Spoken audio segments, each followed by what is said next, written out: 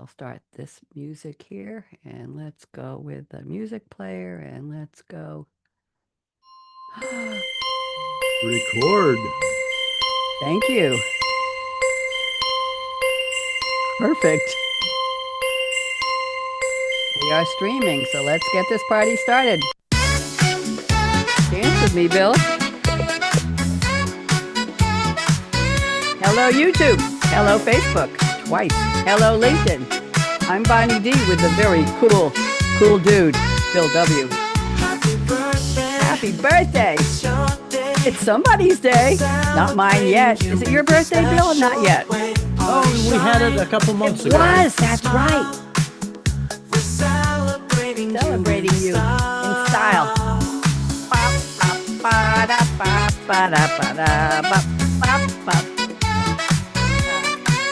I'm going to tell the Suno Orchestra to just take a break. There we are. I'm Bonnie D with Bill W, and we are here, and it is happy birthday to you, September 12th. Bill, you get 2 sentences to tell everybody who you are and what you do. Go ahead. Well, I'm a guy in Ohio who's been sending out thoughts for the day by email for over 30 years. And now it's a book called 20 Years of Internet Humor to keep people happy and smiling and laughing. I love it. And Bill, I'm a subscriber to your email news. How would people find that? Because I enjoy it and other people who are listening and watching might too. Where would they find you? It's absolutely free. All you got to do is go to www.internet-humor.com and sign up for it. Easy. Give me your Internet email address and and the that's as regular tough as it gets. dash. INTERNET dash, the little dash, kids, the little one, not the Hyphen, fancy one. hyphen. Hyphen, HUMOR.com. Right. Okay, we're going to send It's people. really tough. It's just, I don't know how you grab such a great email like that, but Mazel Tov to you. Here we go. Let's get started. Pop the confetti, light the candles fast, not near the computer. I told you that. It's happy birthday to you, and we hope it's a blast. Bonnie D on her scarlet mic and handsome co-host Bill W. too, smiling Bill, dishing celebration gold with a fun point of view.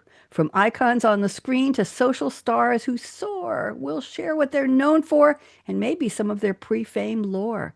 Wacky holidays you've never heard before. I'm still on the or rhyme scheme here. Plus music milestones you're bound to adore. We've got candles and sparklers in the other room. Frosting on the cake.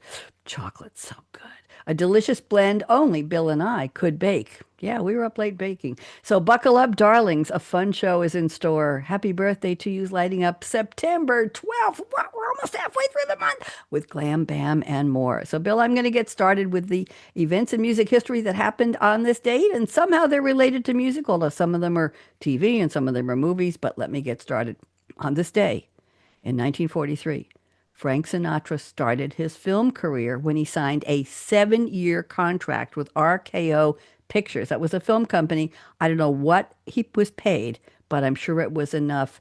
And a couple of days ago, Bill, I announced that at 19 years old, he was part of a 4-person music group that debuted on Major Beau's talent show on radio. Talent Hour, right. Yeah, and he was on that when he was 19 years old. So, 1943, Frank Sinatra got his film career started. You go next, Bill. Okay, in 1957, Larry Williams, no, not No related, relation. recorded his song Boney Maroney. I got a girl named Boney Maroney. She's as skinny as a stick of macaroni. And the last line is making love underneath the apple tree. Does that sound at all familiar, Bill, or did I kill it? Oh, no, you did fine. I just wouldn't dare give it a try. You did before we started. I don't have my bucket to carry the tune in. 1966, the Monkees TV show debuted. 4 actors were chosen to portray a fictional pop band based on what? The Beatles? That was the real early days of the Beatles. The Monkees eventually played the instruments on their own recordings instead of having it all done by studio musicians. P.S. A September 8th, that would be 4 days ago today in 1965, a casting call ad went out, Bill, in the Hollywood Reporter and Variety. And it said, all caps, madness, exclamation, exclamation, auditions, exclamation, folk and rock musicians dash singers for acting roles in a new TV series running parts for four insane boys aged 17 to 21. And that was the ad. And Davy Jones, Mike Nesmith, Peter Tork. I remember all but not Peter Tork, and Mickey Dolenz applied and they won the auditions and they became the Monkees. And the ad was shared this week, Bill, on September 8th, in honor of its 60th anniversary by the only remaining live monkey, who was Mickey Dolenz. He's the only survivor. They sang on I'm a Believer. They sang on Train to Clarksville, but they played instruments on Pleasant Valley Sunday, and they played instruments on Daydream Believer. Those are four of their big hits. Do you remember the Monkees TV, Bill? I do remember the Monkees. I remember the TV show, and I remember a lot of their music.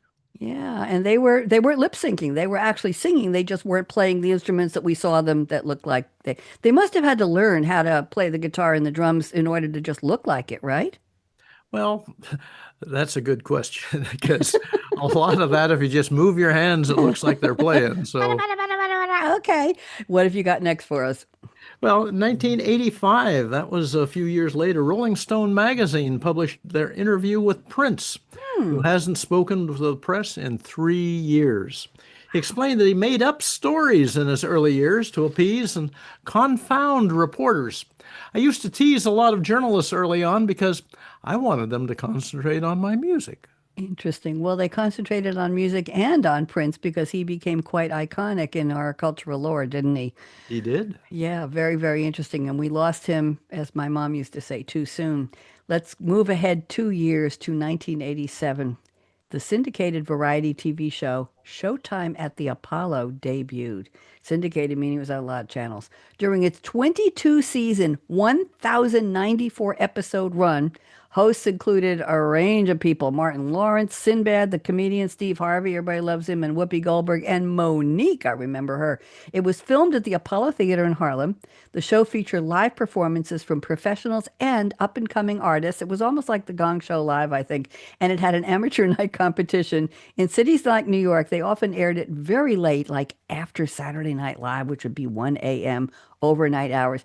Bill, I went to the Apollo Theater. I was dating somebody who had tickets through a ticket service where he paid, you're not going to believe this, old, you might, $99 a year for ticket service. And he got to pick two, three, or four tickets to events all around New York City. These were clubs, these were off Broadway, these were concerts. And I was dating him at the time, and he said, "Hey, let's go to the Apollo and see." It was called Three Mo Divas, I think. Three women who were fabulous singers, former opera singers who became pop singers. I don't remember their names, forgive me. And we sat in the third row in the first balcony. We had fabulous tickets, and he paid something like $9 a piece through this annual membership. Have you ever heard of those services, Bill? They I still have have them. heard of those services, but it was a long time ago. They still have them. And all you have to do is you print out the receipt from the email that they send you, and you have to show up and present that at the door where they take tickets. And then you are logged in as present. These are seat fillers. That was the point, was when they had Hmm. empty seats, they would sell them for a very small amount of money. But if you didn't show up and hand in your receipt, which I think had a QR code or something on it, if you didn't hand them that printed email, you needed a printer for this, obviously, you were fined by the company more money than what you paid for those tickets. So it might have cost you $50 or $60 a piece because you didn't fill those seats. Aha. Did you know Uh-huh. that? That But was the those cat. were long before the days of the QR code. Okay, well, it was something barcode. It must have been a barcode. It was something that they scanned at the door. You're absolutely right, but it was a lot of fun. We saw a lot of good concerts, and we went to some really interesting clubs and off Broadway shows in New York. It was a good time to date this man. We'll leave it alone at that Off point. the air, I'll tell you about my Harlem experiences. Okay, and we got parking 2 blocks away. I said, "Stop! There's a space," and we parked on the street 2 blocks from the Apollo. We didn't have to go to a big fancy parking lot or anything like that. So yeah, so I lucked out that night. So you've got one for us. What's next? Yeah, 2007, Led Zeppelin announced a reunion concert. They only had 18,000 tickets printed at $255 a piece. And they put that into an online lottery. It got 1 million registrations for the show scheduled on November 26th. But Jimmy Page broke his finger, and they had to postpone it till December 10th. Ooh, I think I have some music for that. Let's see if I can find that. Wait a minute, let me get the music up. Hold on. I'll do it again. Sorry about your broken finger, Jimmy Page. Okay, had that turned off. Okay, and now let's go to 2010. Lady Gaga wore her very famous dress made of, bless you, raw meat. At the 2010 MTV Video Music Awards, she still won despite the raw meat dress. Video of the Year for her song Bad Romance, and it could have been for her song Bad Raw Meat Dress. But anyway, okay, she won something. There you go. Rescue me, Bill. What's And next? 2017, Stevie Wonder, Demi Lovato, and Dave Matthews are among the performers at the Hand in Hand Telethon to benefit victims of Hurricanes Harvey and Irma. All in good faith. Bless you. You know Pardon what? me. There's allergies going around here, and it's the fall. Mm, I've been 'Tis sneezing the a lot. season. Tis the season, and not tis the season yet. In 2022, the Jennifer Hudson show debuted in TV syndication. Good for her. The first guest on her daytime talk show was Simon Cowell. Why? He was a judge on American Idol when she competed. I don't know if she won that year, but she was one of the absolute top stars, in addition to people like Carrie Underwood, who came through the American Idol show. And also, I'm going to say that today is Jennifer Hudson's birthday. So, shall we go into birthdays? You ready, Bill? Why don't we do that? Why don't we do that today? Jennifer Hudson, beautiful, talented, wonderful Jennifer Hudson is 44 years old. Full name, Jennifer Kate Hudson. I didn't know she had a nickname. It's J period H-U-D, J Hud. I did not know that. I'm thinking of J-Lo. Well, this is J Hud. She's a singer, film, TV, and theater actress, producer, and talk show host. She became, listen to this, the youngest woman and the third African American recipient of all four major American Entertainment Awards. She won the Emmy, the Grammy, the Oscar, and the Tony. That's called the EGOT in 2022, just 3 years ago. She was inducted before that in the Hollywood Walk of Fame in 2013. And in 2020, even before the EGOT, she was named to Time's 100 Most Influential People in the World.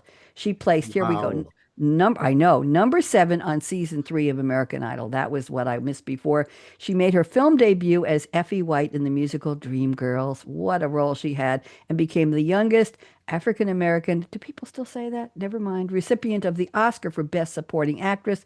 She played Aretha Franklin in the musical biopic Respect and acted in the films, I didn't know she was in the film Sex and the City, The Secret Life of Bees, Winnie Mandela, Cats. She also appeared in the TV show Smash, which I watched and enjoyed, Empire, and Confirmation. So happy birthday. We'll do applause later to Jennifer Hudson.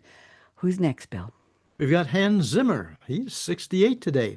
He's a film composer known for his work in more than 150 films, including The Lion King, and his long collaboration with filmmaker Christopher Nolan, including on the films Inception and the Dark Knight trilogy. Zimmer received a star on the Hollywood Walk of Fame in December of 2010, which he dedicated to his just-deceased publicist and friend, Ronnie Chasen. He and John Williams, no relation once again, unfortunately, The became Williams two show. of the modern cinema's most renowned composers. But before fame, he was in the new wave band The Buggles. And during the late 1970s, he appeared in their 1979 music video, Killed the Radio Star. Video killed the radio star, something like that. Interesting. That's quite a journey for Hans Zimmer. Well, happy birthday, 68. And now we have somebody who made the news big time a couple of weeks ago. It's Sydney Sweeney. She's a girl. She spells it with a Y instead of an I in the first vowel in Sydney. She's 28 today. She gained early recognition for her TV roles in The Handmaid's Tale and Everything Sucks. I didn't see that. The drama series Euphoria from 2019 still going on. And the first season, I did see this, of The White Lotus. She was in the 2021 session of The White Lotus. I enjoy that show. In film, she appeared in Quentin Tarantino's Once Upon a Time in Hollywood, and she had leading roles in the drama film Reality and the romantic comedy Anyone But You.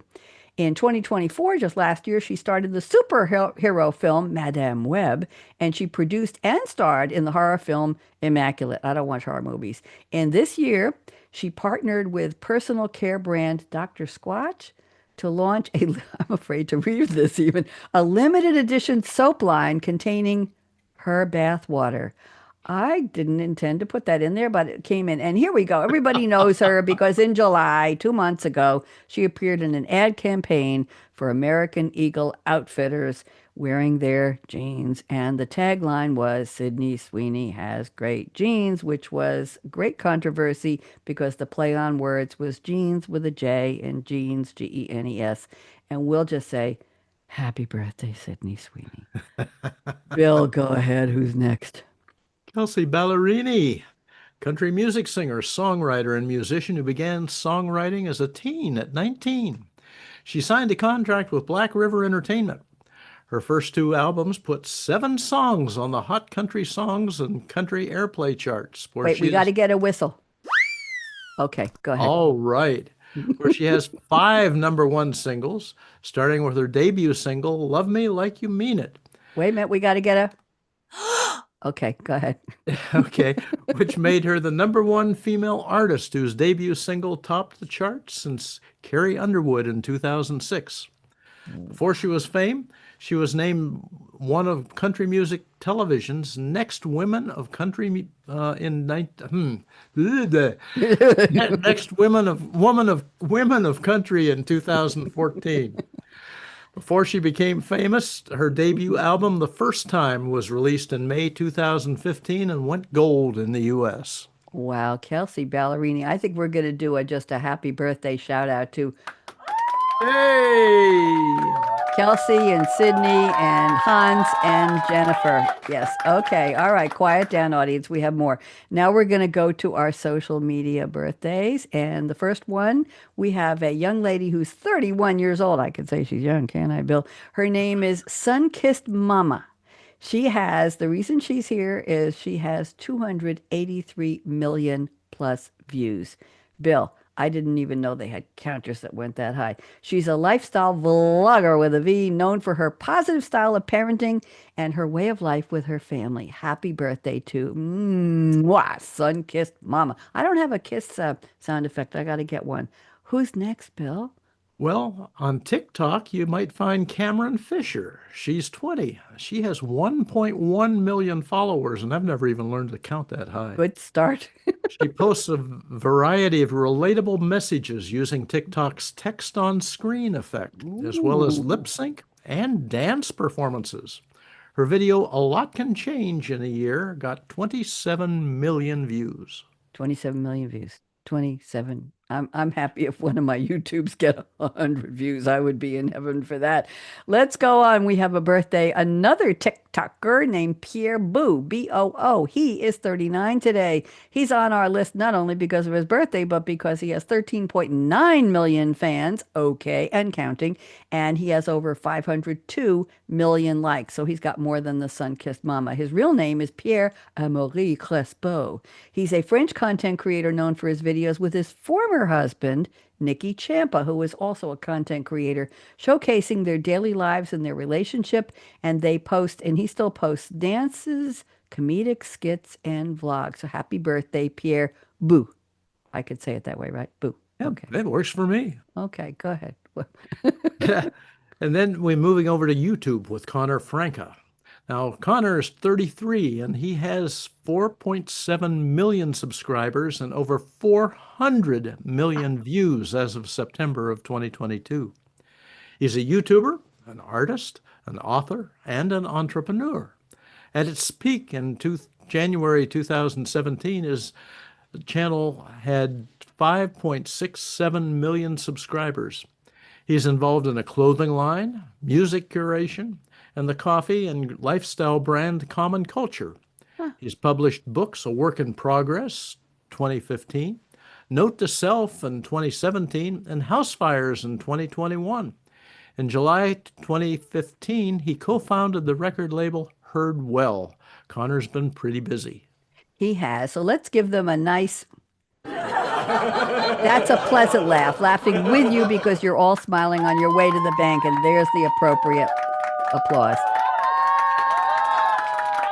Happy birthday. I didn't find anybody on Instagram for today's birthday list. They have to, by the way, Bill, in order to get on my list, they have to have at least 1.5 million views, followers, subscribers, or fans. Something How in did I that get one. on your list?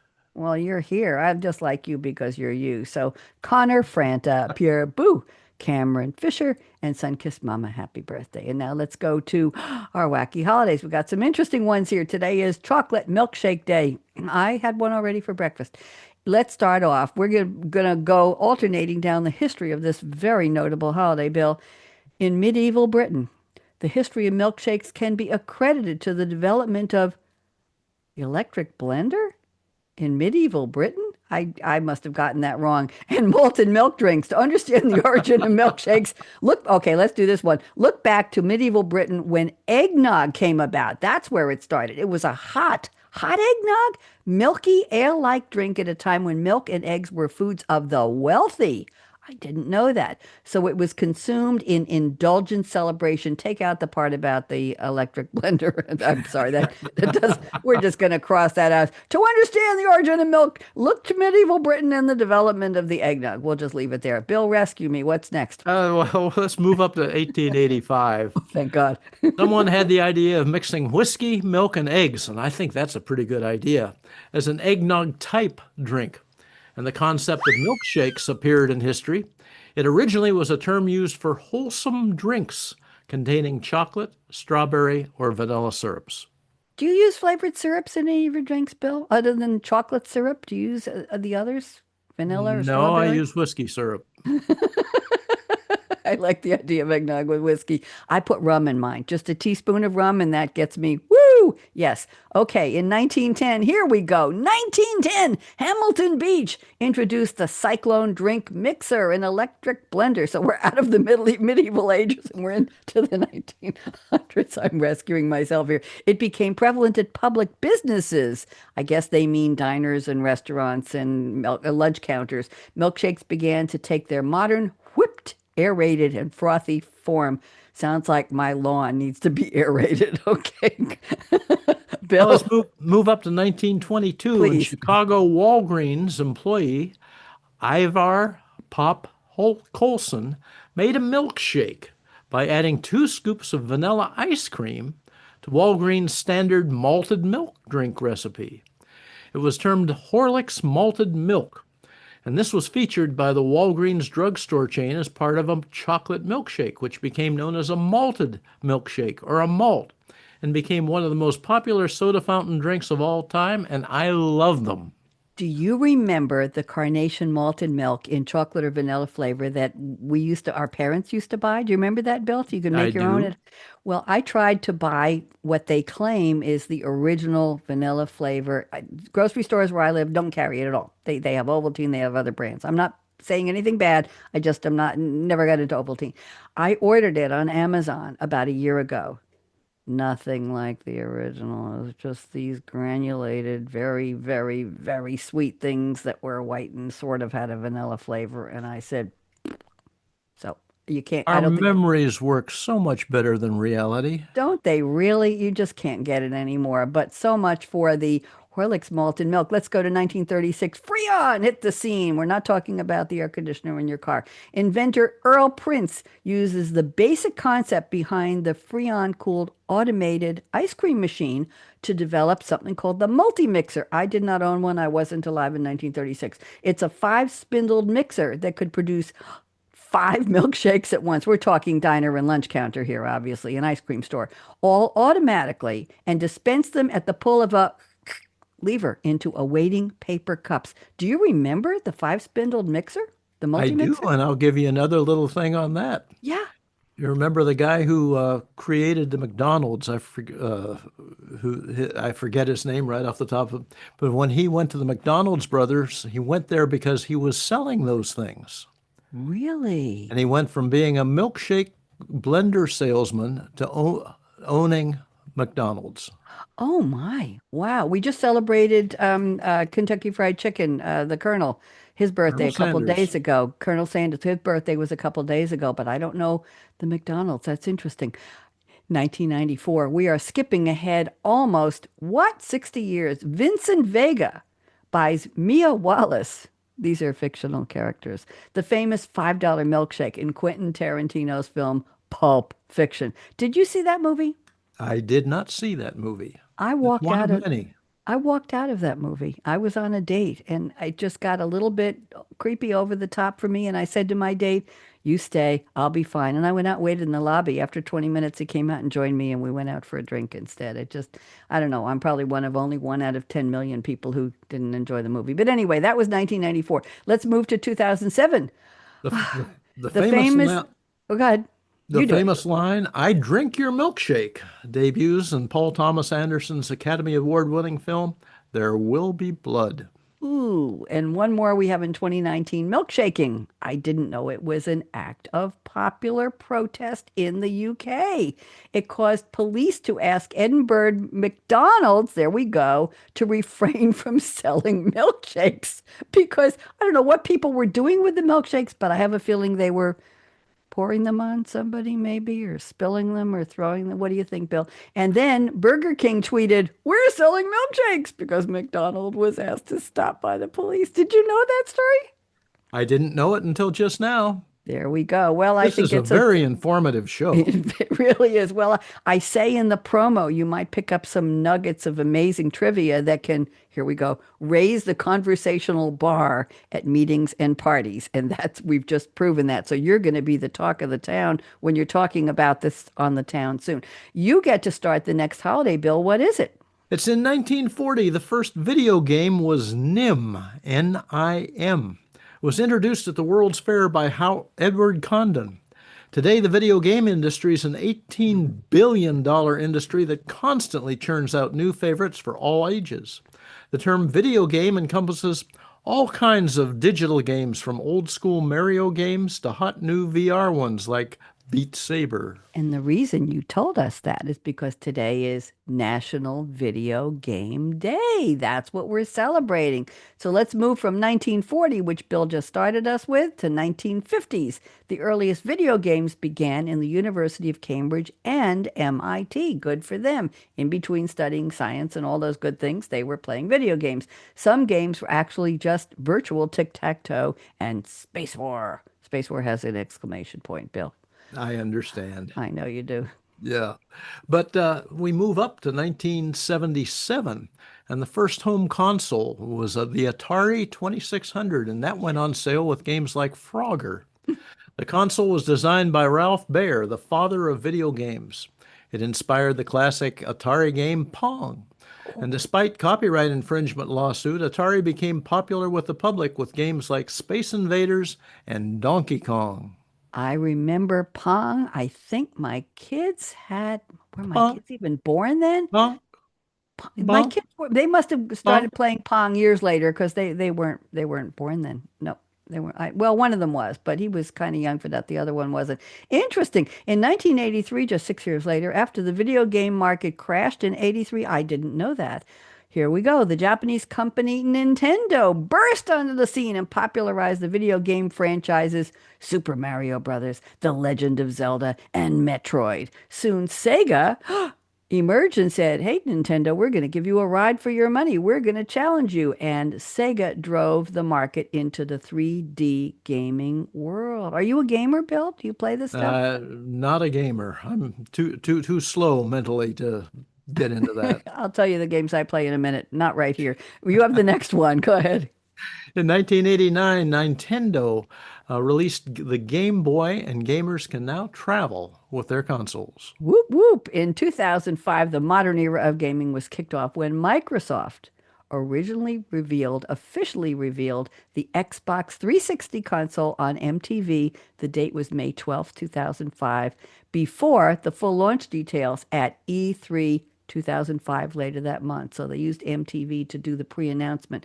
The Xbox 360 debuted on November 22nd in North America, on December 2nd in Europe, and a little bit later on the 10th of December in Japan. So it was a staged rollout of the Xbox 360. How And then exciting. moving on to the very next year, 2006, the Nintendo Wii console debuted Wii Sports on November 19th, 2006 in North America as a pack-in title bundled with the system. Other early Wii titles were The Legend of Zelda, Twilight Princess, and Wii Play. Lucrative competitions for skilled gamers sprung up worldwide. And everybody had to learn to pronounce the word we because it's W-I-I. Remember? Okay. I think that was a point of maybe cultural contention or just curiosity. And wasn't we the one where you could stand in front of the console and dance on a circle on the floor and move your hands and legs and things happened on the screen? Was that we? I think so. I will leave that to you because I We never did that. Okay, well, I remember watching it. Somebody I know had one. I saw it. Anyway, in 2010, that's 15 years ago, esports, though video gaming as a sport had existed since the 1990s, it seriously took off. Oh, we got to get a, hold on, we got to get a, let me see if we can get a whistle here. Whistle? Whistle doesn't want to whistle. Keyboard.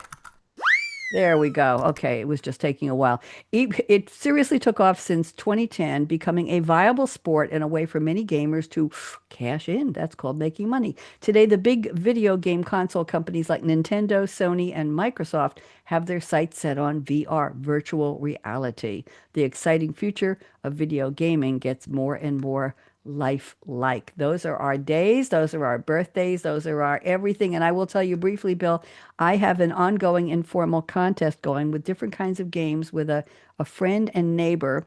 And I play Wordle, Strands, Blossom, Connections, and the New York Times mini crossword every day. And we send each other the scores. There's a little game score that you get with each game. And I keep a list of all of the dates and all of the how I solve them. So that's my gaming experience. Do you play any games at all like that? Not really. I do some crossword puzzles, but that's just playing with myself, so to speak. Well, so to speak. Well, I did the mini in 44 seconds about a week ago. So there you go. The whole mini online. So there we go. I want to say happy birthday and happy holidays to all of the people that we mentioned and all the places and all the things we mentioned. And Bill and I are just going to dance our way out of here. Let's wake up. If it's your birthday, let us know. I'll be back on Monday, 15th, with more HB2U with another guest co-host. Happy birthday. Happy birthday. It's your day. It's your day. We're celebrating you in this special, Special way. Party shine. Shine. Laugh and smile. We're celebrating you in style.